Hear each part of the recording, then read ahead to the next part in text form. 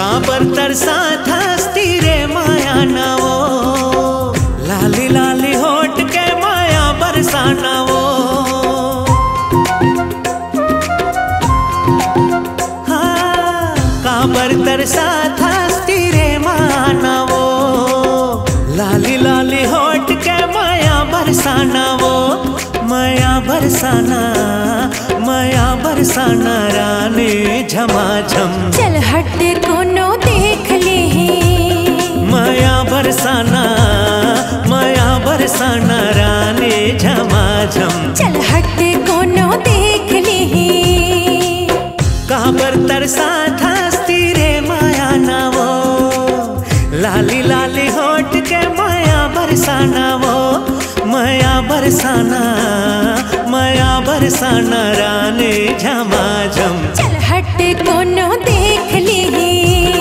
माया बरसाना रानी झमाझम। चल हट कोनो देख ले।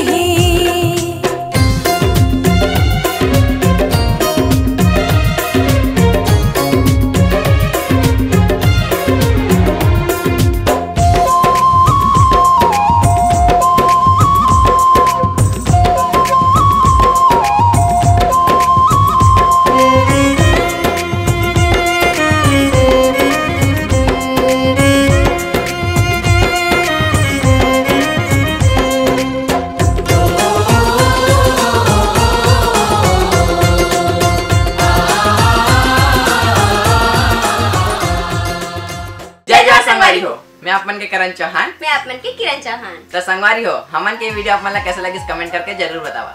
और संगवारी हो, जे पिक्चर के गाना हरे कौन सा पिक्चर? चल हट कोनो देख ली। तो संगवारी हो, ये पिक्चर है 13 मई के आप मन के नजदीकी सिनेमा घर में लगने वाला है। तो हमन न्योता दे बाहन। और संगवारी हो 13 मई के तो हमन ये पिक्चर ला देखे जरूर जाबो। तो आप मन भी आइहा और संग अपन के परिवार ला भी लइहा।